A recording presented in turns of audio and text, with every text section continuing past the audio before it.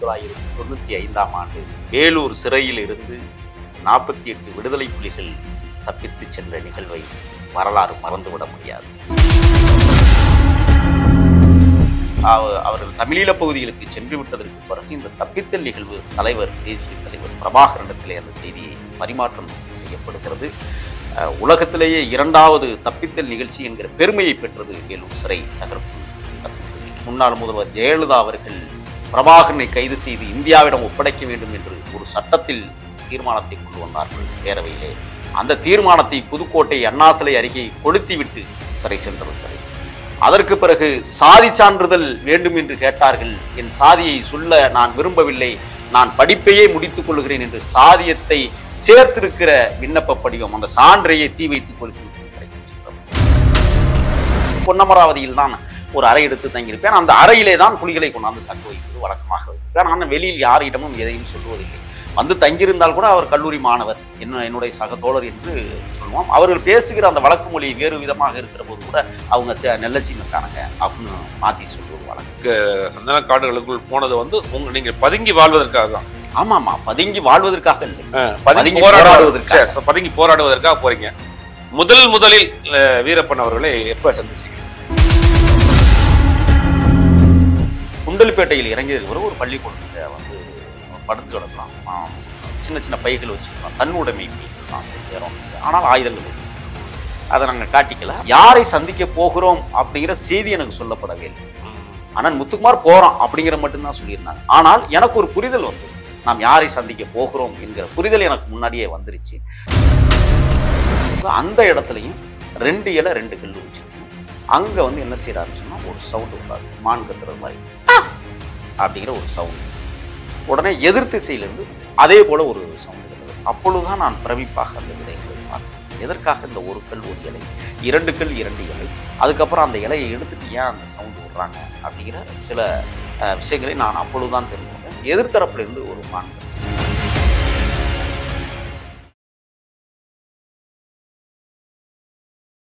செய்திப்பிள்ளை நேயர்களுக்கு வணக்கம். இன்னும் நாம் சந்திக்க இருக்கக்கூடிய சிறப்பு விருந்தினர் தமிழ் தேசிய போராளி முகில் சார். வணக்கம். வணக்கம். வணக்கம். வீரப்பன் அவர்கள் பேரு சொல்றப்ப நீங்களும் அதோட சேர்ந்து வந்துடுறீங்க. 2 பேர் பேசுறாங்க, அதில் நீங்களும் முக்கியமா பேசிட்டு இருக்கீங்க.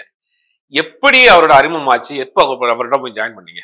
ஓய்ந்திடல் இல்லை என் உள்ளமும் உணர்வும் உயிர் செறிவும், தேய்ந்திடல் இல்லை என் விரலும் தாளும் திரிந்தலைந்து, சாய்ந்திடல் இல்லை என் உடலும் எனவே சலிப்பிலனாய், மாய்ந்திடல் வரையும் உழைப்பேன் உரைப்பேன் தமிழருக்கே என்ற மகத்தான கவி தத்துவத்தை இந்த மண்ணிற்கு வழங்கி தந்திருக்கிற பெருங்கவிக்கோ பெருஞ்சித்திரனார் அவர்களை நினைவுபடுத்தி பேசத் தொடங்குகிறேன். முதலாக நமது வலையொலித்தளத்தில் உயர்ந்த கருத்துக்களை பேசுவதற்கு வந்திருக்கிறேன். 1995 வேலூர் சிறையில் இருந்து 48 விடுதலை புலிகள் தப்பித்து சென்ற நிகழ்வை வரலாறு மறந்துவிட முடியாது. அந்த நிகழ்வில் தமிழ் தேசிய மீட்சிப்படையினுடைய தலைவர் மரியாதைக்குரிய எங்கள் அண்ணன் சுபா முத்துக்குமார் அவர்கள் பங்காற்றிய நிகழ்வு பெருமிதமானது. 48 விடுதலை புலிகள் 52 அடி நீளம் கொண்ட சுரங்கப்பாதையை அமைத்து அகலியை தாண்டி அந்த சிறையை தகர்த்தெறிந்து விட்டு தப்பித்த நிகழ்வு அண்ணன் சுப முத்துக்குமாரோடு இணைந்து பணியாற்றிய பெருமை. தப்பித்த விடுதலை புலிகளை எனது வீட்டில்தான் நான் தங்க வைத்திருந்தேன். ஆண்டுகள் பல கடந்தாலும் கூட. அப்ப நீங்களும் சிறைச்சாலையில் இருந்தீங்களா? இல்லை, நான் பள்ளி மாணவன். 12ஆம் வகுப்பு படித்துக் கொண்டிருந்த காலகட்டத்திலே தமிழ் தேசிய இன எழுச்சிக்கான மேடைகளில் நான் பேசியிருக்கிறேன். இந்த மேடைகளை எனக்கு அறிமுகப்படுத்தியவர் புதுக்கோட்டை பாவாணன் என்கிற மிகப்பெரிய தமிழ் தேசியவாதி. ஆல் இண்டியா பொடோஸ் டு ஒன் மேன் என்று நீதிபதிகளால் கருத்துரை வழங்க தகுந்த ஒரு நபராக வாழ்ந்து கொண்டிருப்பவர். அவரிடத்திலே தான் நான் அரசியல் கற்றேன். அவரிடத்திலே தான் புலிகளை பற்றி பாடம் கற்றுக்கொண்டேன். அப்பொழுது புலிகள் தப்பித்து வந்த நிகழ்வில் சில சம்பவங்களை நான் குறிப்பிட முடியாது. ஏனென்றால் அது ரகசியமாக்கப்பட்டது. தப்பித்து வந்த இடத்தில் என்னுடைய வீட்டில்தான் கிட்டத்தட்ட ஒரு 7 பேரை தங்க வைத்திருக்கிறேன். அதற்கு பிறகு 13 நாட்களுக்கு பிறகு நான் வசிக்கக்கூடிய கிராமத்திலிருந்து கடற்கரை அருகில் அங்கிருந்து தமிழீழத்திற்கு அவர்கள் செல்வதற்கு அனைத்து சாத்தியக்கூறுகளையும் உருவாக்கியது.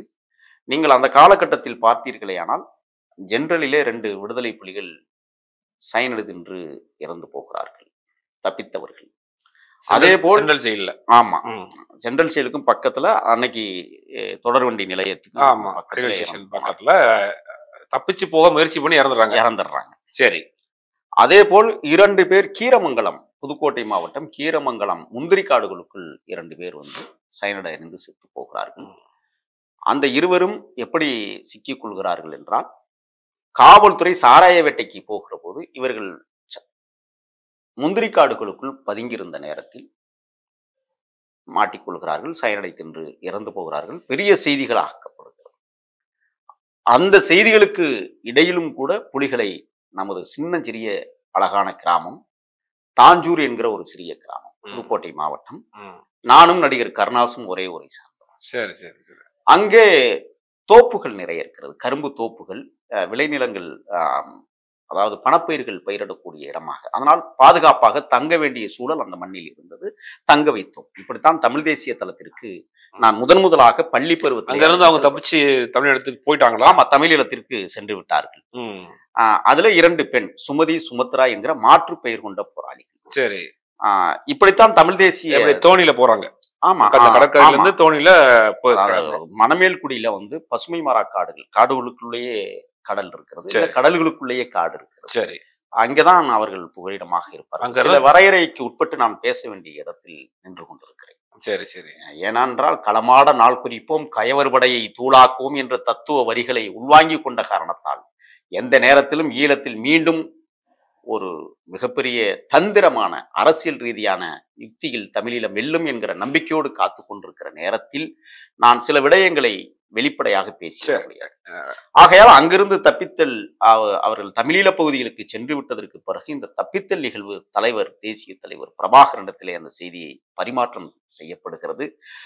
உலகத்திலேயே 2வது தப்பித்தல் நிகழ்ச்சி என்கிற பெருமையை பெற்றது வேலூர் சிறை தகர்ப்பு தப்பித்தல் நிகழ்ச்சி. இப்படித்தான் தமிழ் தேசிய தளத்தில் நான் உள்ளே நுழைந்த வரலாறு. சில பேர் பிதற்றல்களாக பேசிக் கொள்வார்கள். போராளிகளுக்கு என்று ஒரு மரபு இருக்கிறது. போராளிகள் சில விடயங்களை பேசுவார்கள், சில விடயங்களை மறைப்பார்கள். எல்லாம் அவர்கள் சொல்லிவிட்டார்கள் என்றால் அவர்கள் போராளிகளாக இருக்க முடியாது. தன்னுடைய கைபேசி எண்ணை கூட மரபு தமிழில் எழுதக்கூடிய இடத்தில் இருந்தாலும் மாற்று சிந்தனைக்கு உட்பட்டு கைபேசி எழுதக்கூடிய இடத்தில்தான் போராளிகள் இருப்பார்கள். இது விதிமுறை. அப்படி தொடங்கிய அந்த யுத்த போராட்டம், நான் பல்வேறு அரசியல் போராட்டங்களில் கைது செய்யப்பட்டாலும், மறுமலர்ச்சி திராவிட முன்னேற்ற கழகம் இலங்கை தூதரகத்தை முற்றுகையிடுகிற போது வைகோ அவர்கள், அவர் தலைமையிலே நான் கலந்து கொண்ட போராட்டம் என்னை சிறைப்படுத்தியது. அதற்கு பிறகு மதிப்பிற்குரிய முன்னாள் முதல்வர் ஜெயலலிதா அவர்கள் பிரபாகரனை கைது செய்து இந்தியாவிடம் ஒப்படைக்க வேண்டும் என்று ஒரு சட்டத்தில் தீர்மானத்தை கொண்டு வந்தார்கள் பேரவையிலே. அந்த தீர்மானத்தை புதுக்கோட்டை அண்ணா சிலை அருகே கொளுத்திவிட்டு சிறை சென்றிருக்கிறேன். அதற்கு பிறகு சாதி சான்றிதழ் வேண்டும் என்று கேட்டார்கள். என் சாதியை சொல்ல நான் விரும்பவில்லை, நான் படிப்பையே முடித்துக் கொள்கிறேன் என்று சாதியத்தை சேர்த்திருக்கிற விண்ணப்ப படிவம், அந்த சான்றையே தீ வைத்து கொளுத்தி விட்டு சிறைக்கு சென்றவன்.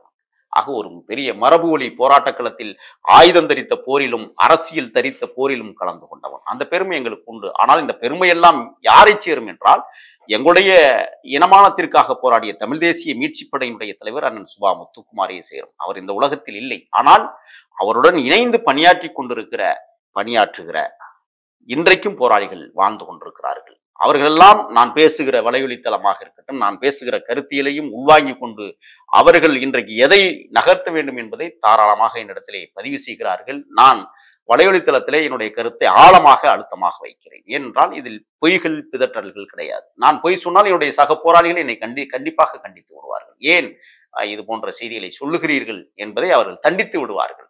ஆனால் ஒரு வரையறைக்கு உட்பட்டு என்னுடைய கருத்துக்களை நான் பகிர்ந்து கொள்ள வேண்டிய சூழல் ஏற்பட்டாலும் கூட தெளிவாக நான் சொல்ல வேண்டிய இடத்திலும் நான் நின்று கொண்டிருக்கிறேன். வீரப்பனார் அங்க வந்துருவோம்.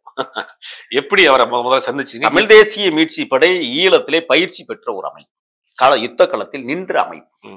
தேசிய தலைவர் பிரபாகரன் அவர்கள் தமிழ்நாட்டிற்கென்று ஒரு அமைப்பு தேவைப்படுகிறது என்று கருதிய நேரம், தமிழ் தேசிய மீட்சி படையை உருவாக்கியது எங்கள் அண்ணன் ரவிச்சந்திரன். ராஜீவ்காந்தி கொலை வழக்கிலே சிறையிலே இருந்தார்கள். அவர்கள் சிறைக்கு சென்றதற்கு பிறகு அந்த இடத்தை, தலைமை பீடத்தை தக்க வைத்துக் கொள்வதற்காகவும் தமிழ் தேசிய மீட்சி படையை வழிநடத்துவதற்கும் எங்கள் அண்ணன் சுபா முத்துக்குமார் அவர்கள் தலைமை பொறுப்பேற்றார்கள்.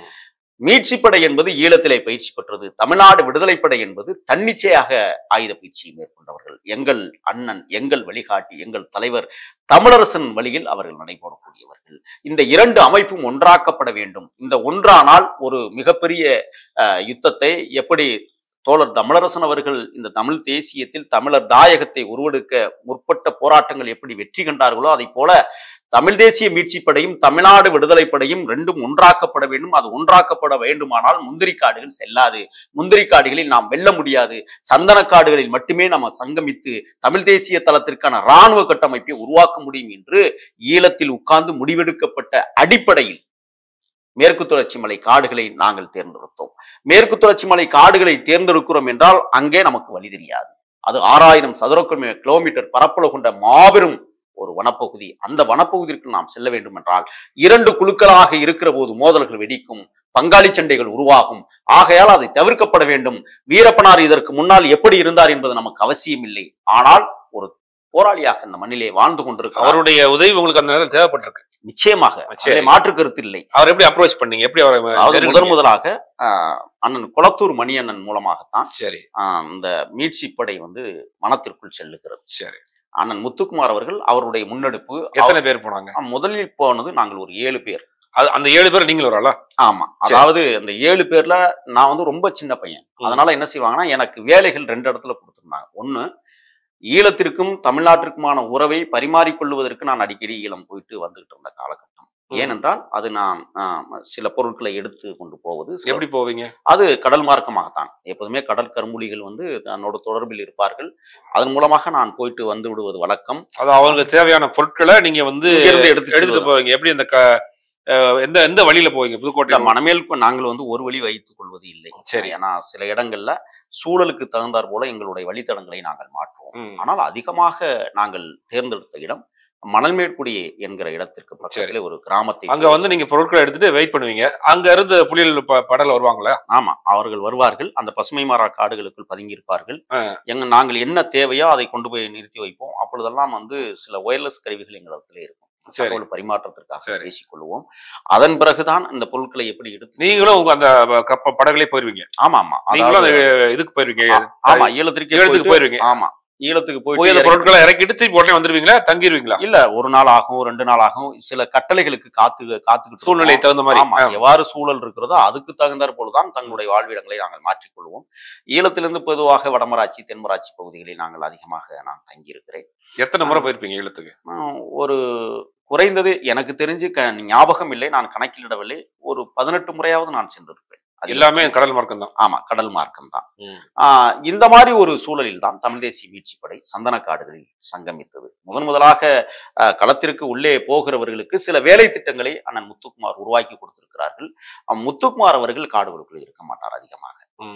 தலைவர் என்பவர் வெளிவேலையை செய்வதற்காகவும் சில கட்டளைகளை வெளியிலிருந்து இயக்குவதற்குமான ஒரு தேவை ஏற்படுகிற சூழலில் அண்ணன் முத்துக்குமார் அவர்கள் வெளியில் போகிறார் என்றால் யாருக்கும் எதையும் சொல்லிவிட மாட்டார். ரகசியம் பாதுகாக்கப்படும். எங்க இருக்காருன்னு தெரியாது. கட்டளை மட்டும் வரும். சரி. அதே போல் எமக்கு இட்டு இருக்கிற கட்டளையும், நான் உள்ளே போவதும் கல்லூரிக்கு போக வேண்டிய தேவைகள் இருக்கிறது. சனி ஞாயிறு காட்டுக்குள்ள போவேன், திங்கட்கிழமை இன்னைக்கு கல்லூரி போயிடுவேன். சனி ஞாயிறு ஈழத்துக்கு போவேன், திங்கட்கிழமை கல்லூரிக்கு போயிடுவேன். இப்படித்தான் என்னுடைய. இவ்வளவு பரபரப்பா செயல்பட்ட உங்களை போலீஸ் எதுவும் கண்காணிக்கலையா? இல்லை, போலீஸ் மணமேற்குடி வழக்கு என்று ஒன்று இருக்கிறது. 1996ஆம் ஆண்டு அண்ணன் முத்துக்குமார் உடல்நலம் சரியில்லாமல் ஆயுதங்களை ஏற்றி விட்டு அங்கேயே படுத்துக் கொள்கிறார். நான் அப்பொழுது முன்னாடி இருந்த போட்டு ஒன்று வரும், அந்த போட்ல நாங்கள் ஏற்றி விட்டு நாங்கள் வேற பகுதிக்கு சென்று விடுவோம். எப்பொழுதுமே ஒண்ணுக்கு ஒண்ணு தொடர்பு வச்சுக்க மாட்டோம். அந்த தொடர்பு இருந்தால் சிக்கிக் கொள்வோம் என்பதற்காக எங்களுக்கு கொடுத்த வேலை திட்டங்கள் ஒரு இடத்துல நடக்குன்னு சொன்னா அது நடந்துகிட்டே இருக்கும். அவரு என்ன வேலை செய்யறாரோ அந்த வேலை பண்ணிக்கிட்டே இருப்பாரு. அப்படி செய்து கொண்டிருக்கும் போதுதான் 96இல் ஒரு ஆயுத கடத்தல் வழக்கு என்கிற ஒரு வழக்கு பரிமாற்றம் நீதிமன்றத்திற்கு வருகிறது. புதுக்கோட்டை நீதிமன்றம். உங்க மேல இருக்கா? அதிலே நான் தேடப்படுகிற குற்றவாளியாக இருந்து நான் சிக்கவில்லை, தப்பித்துக் கொள்கிறேன். நான் யார் என்று காவல்துறைக்கு தெரியவில்லை. நான் கல்லூரியில் படிக்கிற மாணவன். அதிகபட்சமாக வாசை சிவலிங்க செட்டியார் கலைக்கல்லூரி பூலாங்குறிச்சி என்கிற கல்லூரியில் நான் படிக்கிற போது பொன்னமராவதியில் தான் ஒரு அறை எடுத்து தங்கியிருப்பேன். அந்த அறையிலே தான் புலிகளை கொண்டாந்து தங்க வைப்பது வழக்கமாக வைத்திருப்பேன். நான் வெளியில் யாரிடமும் எதையும் சொல்வதில்லை. வந்து தங்கியிருந்தால் கூட அவர் கல்லூரி மாணவர், என்னுடைய சக தோழர் என்று சொல்லுவோம். அவர்கள் பேசுகிற அந்த வழக்கு மொழி வேறு விதமாக இருக்கிற போது கூட அவங்க நெல்லச்சிமக்காரங்க அப்படின்னு மாத்தி சொல்வது வழக்கம். இப்படித்தான் அந்த நகர்வுகள் தொடங்கியது. சந்தாக்காடுகளில் பரிணமித்ததற்கு பிறகு எனக்கு கொடுக்கப்பட்டிருக்கிற வேலைகள் வந்து போவது, உள்ளே செல்வது, வருவதுமாக இருந்த ஒரு சூழல் இருந்தது. முதலாக காடுகளுக்கு நான் செல்ல போகிறோம் என்கிற தகவல் எனக்கு தெரியவே தெரியாது. ஆனால் முத்துக்குமார் அவர்கள் ஈழத்திற்கு போயிட்டு வந்ததற்கு பிறகு, ஈழத்திற்கு போறதுக்கு முன்னாலேயே என்ன செய்வாங்கன்னா, ஒரு சைக்கிளை தூக்கு அப்படிம்பாங்க. ஒரு மிதிவண்டியை நான் தூக்கி காட்டணும் அவங்கள்ட்ட. அப்படி தூக்கி அழகா தூக்கி நிறுத்துறேன்னா எனக்கு சேட்டை இருக்குன்னு அர்த்தம். அப்ப அவர்கள் இந்த வேலையை செய்வதற்கு இவன் தகுதியானவன் என்பதை அவர்கள் உறுதி செய்வார்கள், அண்ணன் முத்துக்குமார் அவர்கள். அப்படித்தான் நான் ஈழத்திற்கு பொதிகளை சுமந்து செல்வது வழக்கமாக வைத்திருந்தான் கூட, இறுதி காலகட்டத்தில் நான் அங்கு போகிற போது, போராளிகளோடு நெருங்கிய தொடர்புகள் வருகிற போது, அங்கு ஆயுத பயிற்சியை மேற்கொள்வதற்கான ஒரு சூழல் அமைந்து விடுகிறது. தலைவர் என்னை படிக்க சொல்றாங்க. ஒரு கடிதம் வருது, தம்பியை உடனடியா தமிழ்நாட்டுக்கு அனுப்புங்க, அங்க படிக்கணும் அவரு அப்படின்னு சொல்றாரு. நான் படிப்பு சிறந்த மாணவனாக இருந்தாலும் கூட படிக்கிறதுக்கு எண்ணம் அல்ல. ஏன்னா எப்ப அடுத்த வேலை வரும், அடுத்து என்ன வேலை செய்ய போறோம் அப்படிங்கிறது தான் மைண்டுக்குள்ள ஓடிட்டே இருக்கும். அப்படியான ஒரு அந்த கல்லூரி பருவங்கள்ல நான் ஓடி ஆடி விளையாண்ட அந்த நாட்கள் இன்றும் மறக்க முடியாது. எத்தனையோ நாட்கள் கடல் கொசுகளால் கடிக்கப்பட்டு பசுமை மாறா காடுகளுக்குள் பதுங்கியிருந்த சம்பவங்களும் நடந்தேறி இருக்குது. ஆக 96 ஆயுத கடத்தல் வழக்கிலே சம்பந்தப்படுத்தி தன்னை சேர்த்தார்கள். ஆனால் அது சாதுரியமாக அந்த வழக்கு கையாளப்பட்டது. அதுல அனைவருமே விடுதலை செய்யப்பட்டார்கள், அண்ணன் முத்துக்குமார் உள்ளிட்டோர். அதுல அண்ணன் முத்துக்குமார் அவர்கள் ஆயுதத்தோடு கைதாகிறார்.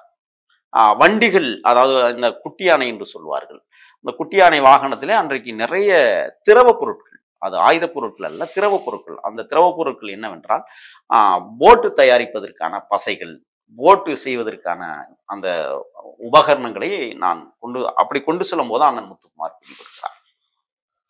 அதற்கு பிறகு சந்தனக்காடுகளில் பயணிக்கிற போது நான் போவதுமாக வருவதுமாக இருந்த காலகட்டத்தில் ஒரு நம்பிக்கை, மிகப்பெரிய நம்பிக்கை, நான் கல்லூரி படிப்பை முடிக்கிறேன். 97களில் கல்லூரி படிப்பை முடித்ததும் சந்தனக்காடுகளில் சங்கமிக்க தொடங்கிவிட்டேன். 97க்கு பிறகு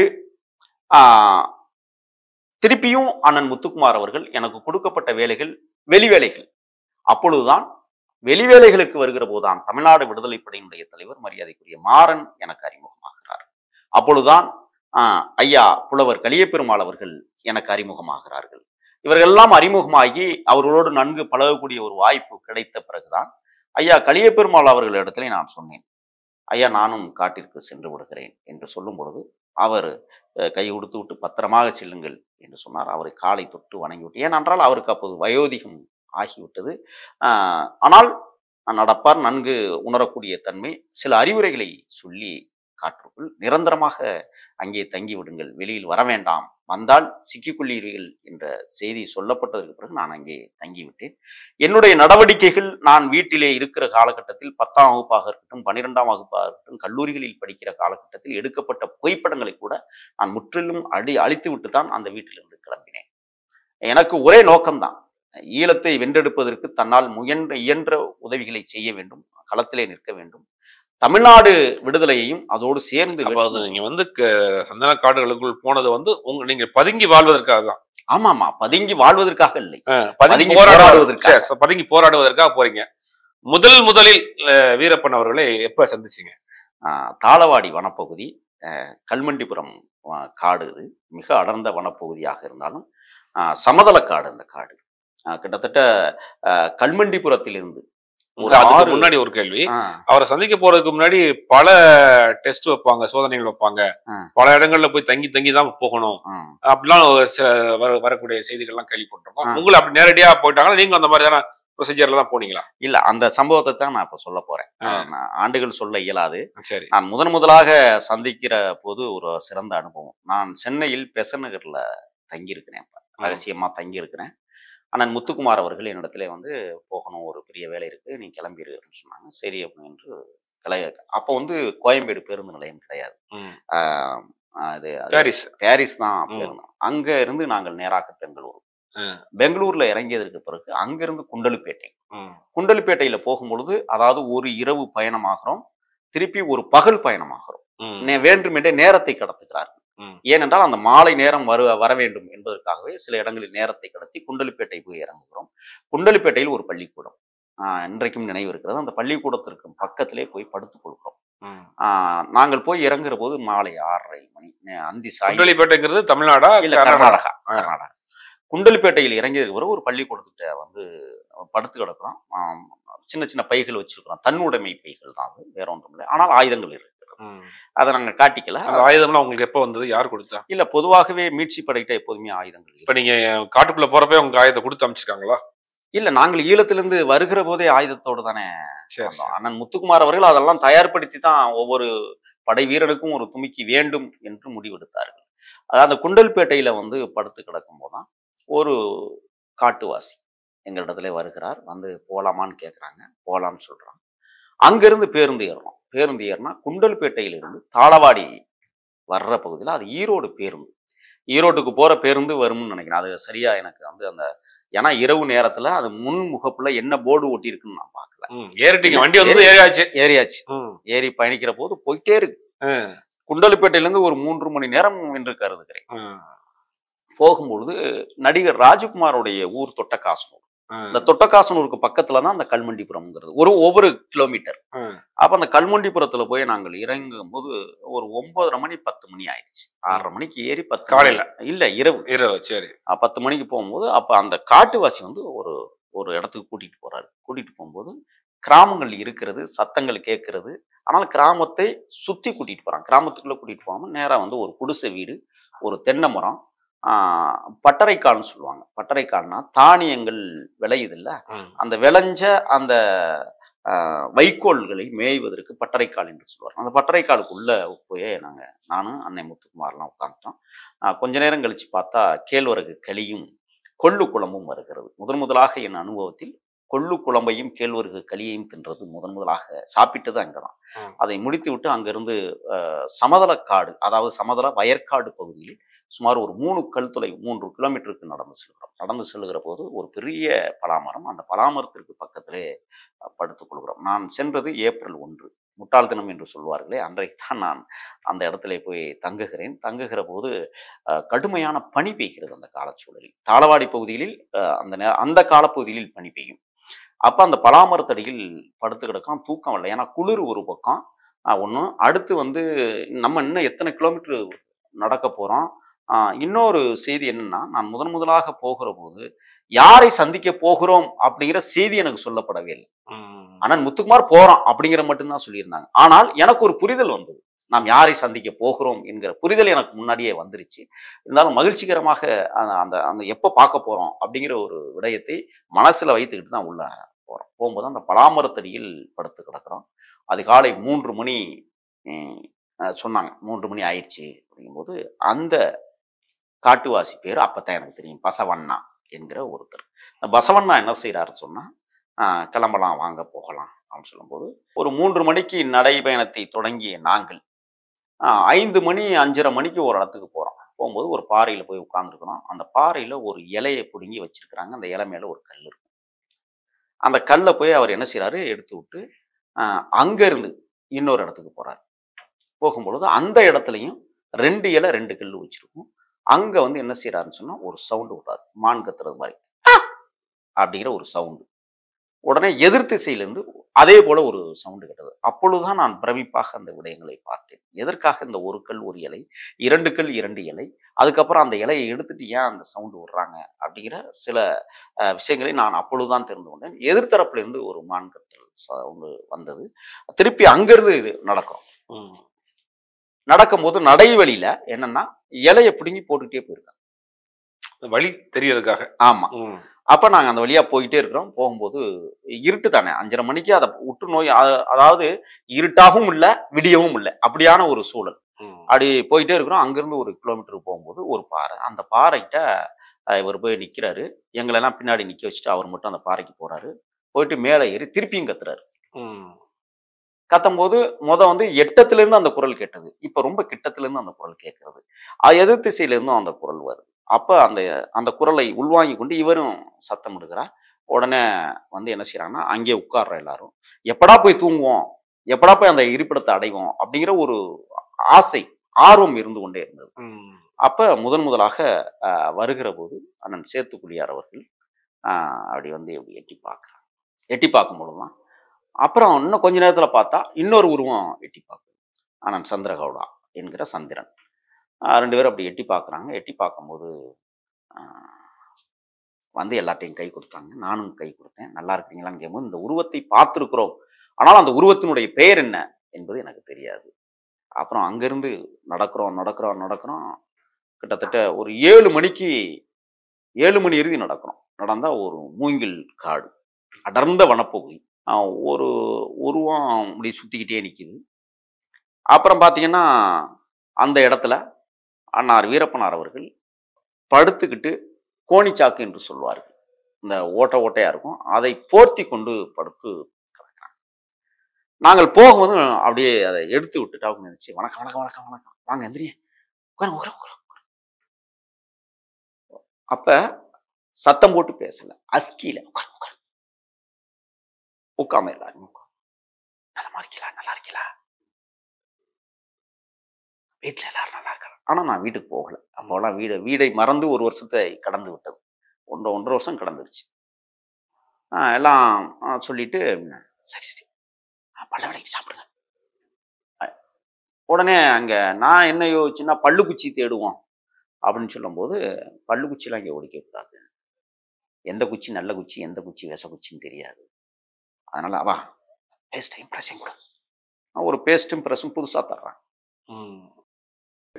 அந்த பேஸ்ட் பர்பஸை விளக்கும் போது சொல்றாரு, விளக்கிட்டு கீழே துப்பிடாதீங்க,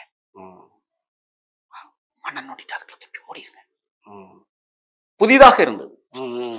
அப்ப அந்த நுரையை மண்ணை போட்டு மூடிட்டு அந்த ஒரு சொம்பு தண்ணியில முகத்தை எல்லாம் கழுவிட்டு அதையே குடிச்சிட்டு வந்து உட்காரும் போது சோர்வுகள் இருந்தது. சாப்பிடுங்க அப்படின்னாரு. 7 மணி 7:30 சாப்பிட சொல்றாங்களே, சரி சாப்பிடுவோம்னு சொன்னா, அந்த சோறு வந்து அவ்வளவு ஐஸா இருந்தது. அதாவது பனியில ஜில்னஸ். சாம்பார் பார்த்தீங்கன்னா வெறும் பருப்பு கொலன்னு இருந்தது, நல்லா இருந்தது. இந்த பருப்புங்கிறது என்னன்னா, எல்லாமே வெளியிலேருந்து கொள்முதல் பண்றாங்க. சக்தி மசாலா பொடி அன்னைக்கு காட்டுக்குள்ள கிடைச்சது. அதுலதான் அந்த சாம்பார்லாம் செஞ்சிருக்காங்கிறது எனக்கு பிறகு ஒரு நாள்ல தெரிஞ்சது. அப்ப பேவி வீரப்பன் நன்கு சமைக்கக்கூடியவன் என்கிற தகவலும் நான் அறிஞ்சுக்கிட்டேன் போனதுக்கு பிறகு. மேக்கியம் ரெங்கசாமி நல்லா சமைப்பான், நல்லா வேட்டையாடுவான். ஒவ்வொருத்தருடைய அந்த வரலாறுகள் தனக்கு சொல்லப்பட்டது. அந்த மூங்கில் காடுகளுக்குள்ள இரவு பகல் முழுவதும் படுத்து கிடக்கணும் சோர்வா. அப்போ வானொலி பெட்டிகள் கையிலே கொடுக்கப்படுகிறது. இந்த வானொலிகள்ல தேவையான செய்திகளை கேட்டுக்கிட்டு பாட்டு கேட்டுக்கிட்டுலாம் அப்படி அங்கே படுத்து கிடக்குறோம். வீரப்பனார் வந்து பார்த்துட்டு என்கிட்ட வந்து 2 பேர் படுத்து கிடக்குறோம், அங்கே வந்து உட்கார்ந்தாரு. உட்காந்துட்டு அப்பா பேர் என்ன அப்படின்னு கேட்டாரு. அண்ணன் முத்துக்குமார் அவர்கள் என்ன செஞ்சாங்கன்னா, ஈழத்துல வச்ச பேர் தான் எனக்கு முக்கியம். உண்மையான பேர் சிவகுமார். நான் இந்துவாக இருக்க விரும்பவில்லை அப்படின்னு அப்பவே சின்ன வயசுலேயே முடிவெடுத்தது.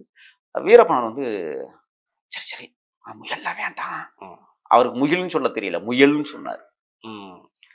கருப்புசாமின்னு வச்சுக்கோ. உடனடியாக பேர் சூட்டப்பட்டது. அப்ப உனக்கு என்ன, உனக்கு கந்தசாமி, உனக்கு கோபாலசாமி. அவருக்கு இந்த சாமி என்கிற வார்த்தை பிடிக்கும். அந்த அடிப்படையில் தான் இந்த பேர்கள்லாம் அவர் சூட்டுறாரு. அப்ப எனக்கும் அந்த பேரு கருப்புசாமின்னு பேர் வைக்கிறாரு. அப்ப சுருக்கமா கருப்புன்னு தானே கூப்பிடுவாங்க. இந்த மாதிரி அன்னைக்கே பேர் சூட்டப்பட்டு களத்துக்கு அங்கே இருக்கும்போது தான் நான் ஒரு விஷயத்தை எழுதணும், இதெல்லாம் பதிவு பண்ணணும் என்கிற ஆர்வம். நான் எப்போதுமே அந்த கவிதை எழுதக்கூடிய காரணத்தால் நான் அந்த பேனாவையும் தாளையும் எடுத்து செல்வது வழக்கம். ஆனால் நோட்டே எடுத்துட்டு போயிருந்தேன் எப்போதுமே. அது இதுக்காக போறோம்னு தெரியாது, ஒரு நோட்டு வாங்கி வச்சிருந்தேன்.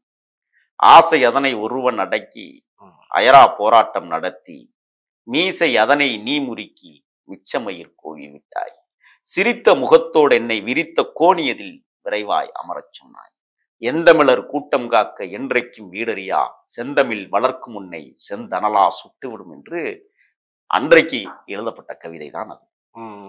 அதுக்கு பிறகு கேட்குறேன், என்ன எழுதுறீங்க அப்படின்னாரு. நான் சொன்னேன், கவிதை எல்லாம் எழுதுவேன். அப்ப பாட்டெல்லாம் எழுதியா அன்னைக்கே கேட்கிறாரு. எழுதுவோம்னே, எழுதலாம்னே. நான் திரைக்கனவுகளோடும் வாழ்ந்தவன், ஆனால் இன்றைக்கு திரைப்படத்துறையில் இருக்கிறேன். சின்ன வயசுல திரைப்படத்துறையில ஏதாவது பண்ணணும்.